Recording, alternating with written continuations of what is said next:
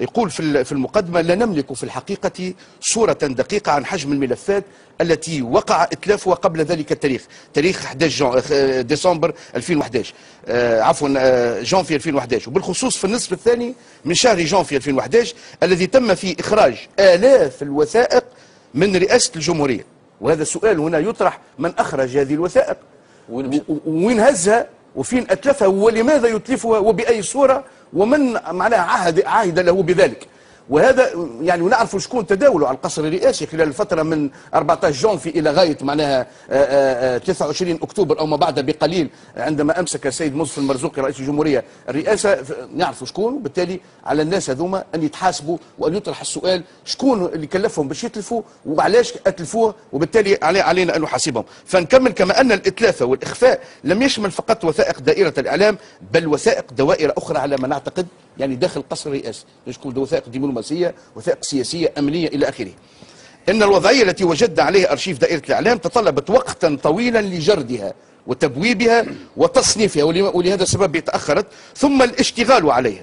وانا معلومه عندي منجي وللساده المشاهدين انه يعني وثائق، بعض الوثائق مثلا معناها مقابلات مبرمجه في الريبرتوار نتاع المستشار الاعلامي لدى رئيس الجمهوريه، سيتقابل مع فلان وفلان وفلان، عبد الوهاب عبد الله، والا مقابلات صارت، فلان جاء زار في كذا كذا، فلان زار في كذا كذا، يعني هذه جزء من الوثائق. فليس من السهل في تقديرهم انه، وهذا واقع يعني، انه يقع الاشتغال عليها بسرعه منذ ان مسكوا. وهو ما يفسر الوقت الحيز الزمني الذي استغرقه اعداد هذه الدراسه. اما مضمونيا فان الكتاب الذي نضعه اليوم بين ايدي الاعلاميين، ولهنا خليني ما نقراش، نقول انه، واللي كنت زاد منجي، انا شخصيا انتبهت بشكل معناها دقيق للكتاب، واعجبني في صيغه معينه مهم لنا منجي في نقاشنا، انه لم يتعرض الى الاعلاميين: هذا اسمه كذا هاوش عمل، هذا اسمه كذا هاوش عمل، هذه اسمها كذا هايش عملت. لا، هو تعامل مع منظومة دعائية،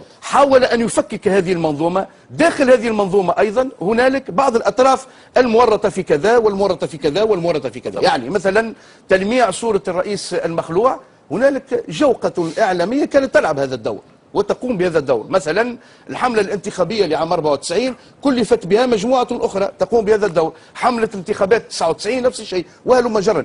يعني في كل محطة معناها، أو في كل مناسبة، أو في كل تظاهرة يقع استخدام مجموعة. لا يعني هذا أن المجموعة لخدمة اليوم ما عودتش خدمة غدوة، هي نفسها تضاف إليها أشخاص آخرون.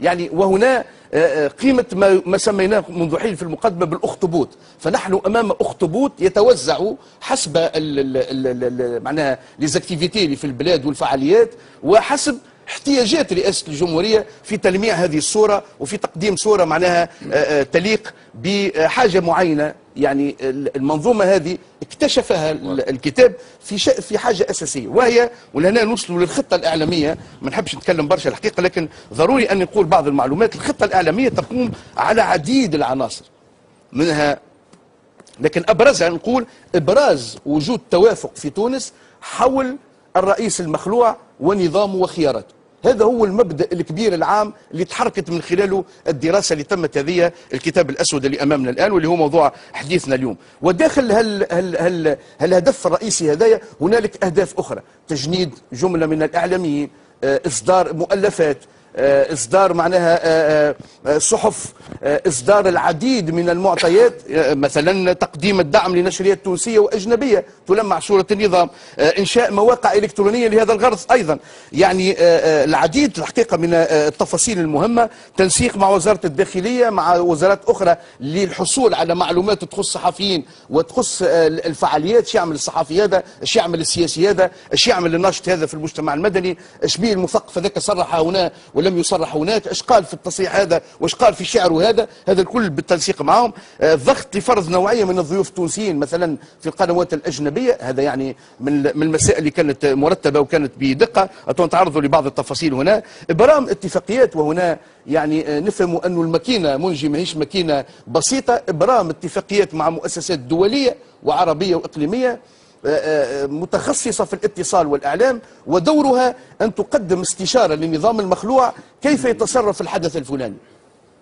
كيف يلمع الصورة الفلانية أو الخيار الفلاني الاقتصادي أو الاجتماعي أو السياسي بالطريقة الفلانية العلمية إلى آخره. وطبعا هذه الاتفاقيات يعني مبرمة بأموال طائلة جدا. وطبعا عندنا استدعاء صحفيين، هنا قوائم تاع الصحفيين اللي وقع استدعائها يعني شيء خيالي في وسط الواحد وفي وسط الكتاب عفوا. ويعني ناس تجي تقيم في تونس، تزور تونس، تقيم فيها بفلوس التوانسه وتجيب معها اطفالها وابنائها وزوجاتها في افخم الفنادق التونسيه. هذا كنا نلاحظوا فيه في 23 سنه. واختراق، حتى وصل الامر الى اختراق تقني لبعض المواقع الالكترونيه المهمه. ويكيبيديا مثلا اللي هو معروف من الموسوعات المهمه في معلومات وكذا، وقع اختراقها سي الحبيب، ويعني تغيير بعض المعلومات حول تونس وحول النظام. يعني تصوروا القدره حتى من الناحيه التقنيه معنا. مثلا انجاز فيديوهات، طبعا نعرفوها هذه تعرضوا لها الكثير من المعارضين التوانسه، انجاز فيديوهات واشرطه للاساءه لبعض المعارضين الى اخره. التنسيق مع قنوات تلفزية وإذاعية لبث برامج تشيد بالوضع في تونس، تنظيم مداخلات بفضائيات وإذاعات أجنبية. أذكر بعض المؤسسات الإعلامية حتى يعرفوا التوانسة، الذكر هنا راهو بقوسين لا الأسماء نتاع التلفزيات ولا الأسماء نتاع الأشخاص ولا الإذاعات ولا المؤسسات الإعلامية، مش للتشهير لكن باش نعرفوا أيضا كيفاش كانت تشتغل الماكينة. لاين بي، نيوز تي في، ان بي ان وما إلى هنالك. إعداد مراكز صحفية لتسهيل عمل صحفي بعض القنوات المتعاونة. يعني تصور واحد من اي ان بي مثلا جاي لتونس لهنا او في بلاد اخرى نحبوه باش يشتغل لمصلحه النظام، نعملوا له مركز صحفي باش يلقى كيفاش يخدم. معناها هذا خليني ما نحبش نطول الهدره برشا. دونك نحب نجيك اللي كنت